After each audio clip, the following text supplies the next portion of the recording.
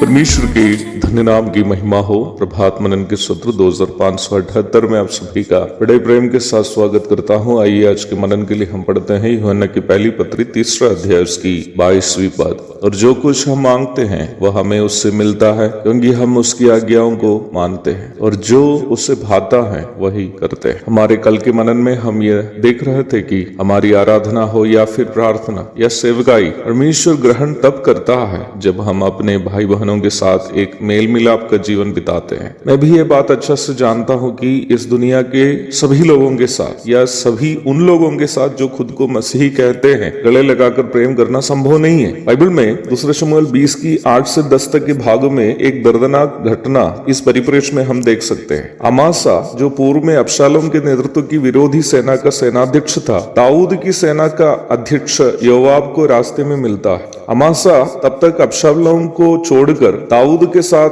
Mail मिलाप कर चुका था और अब दाऊद और योआब का दुश्मन नहीं था, परंतु योआब जो भले ही दाऊद के करीबी था पर मन में कठोरता एवं डाह ढोने वाला एक इंसान था। ये पसंद नहीं करता था कि अमासा के समान एक कुलीन युद्धवीर शारद इंसान दाऊद से मिले, जिससे योआब का पद या स्थान खतरे में पड़ जाए। अमासा जो अभी दाऊद या योआब को दुश्मन नहीं समझता था, जैसे ही योआब को जो दाऊद का सेनाध्यक्ष है रास्ते में मिला, योआब का अभिवादन करते हुए गले लगाता है। परंतु क्या आप जानते हैं कि ये योआब जो मन में नफरत और ईर्ष्या ढोने वाला इंसान था, अमासा के साथ क्या किया? जब अमासा ने योआब को गले लगा रहा था, योआब ने अमासा को चूमने का बहाना दिखाते हुए उसकी दाढ़ी पकड़ ली और अपने कमर में लटकी हुई तलवार खींचकर अमासा के पेट में ठोक दी, जिससे उसकी अंतड़ियां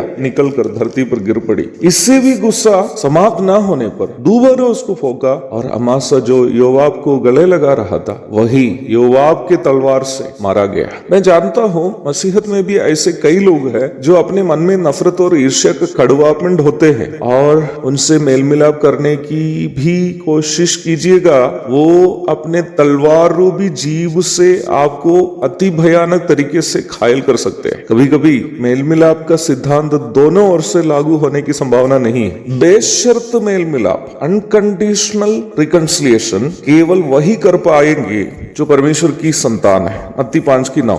दोनों पक्ष बेशर्त तरीके से मेल मिलाप कर पाना हो तो दोनों परमेश्वर की संतान और दोनों परमेश्वर से प्रेरित, परमेश्वर के प्रेम से प्रेरित जीवन बिताने वाले भी होना चाहिए, अन्यथा संभव नहीं है। यही पर यूहन्ना का प्रस्ताव का महत्व है। हमें यह ध्यान रखना है कि हमारा मन हमें दोष ना दे, अर्थात हमें वचनानुसार ये निश्चितता होनी चाहिए कि वचनानुसार का मेल मिलाप नहीं होने हेतु कोई कार्य हमारी ओर से हम नहीं कर रहे हैं। पद 19 और 20 के अनुसार मैं ये बात बता रहा।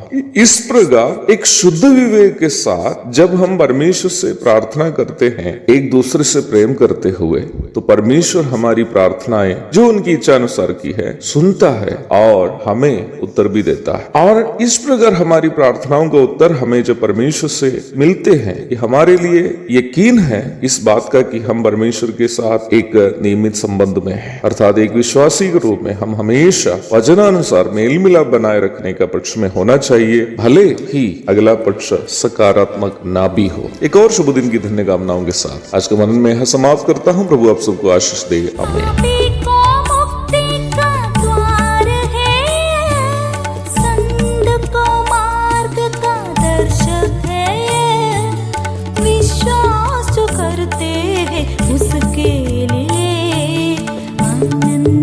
जीवन का साधन है ये है वचन।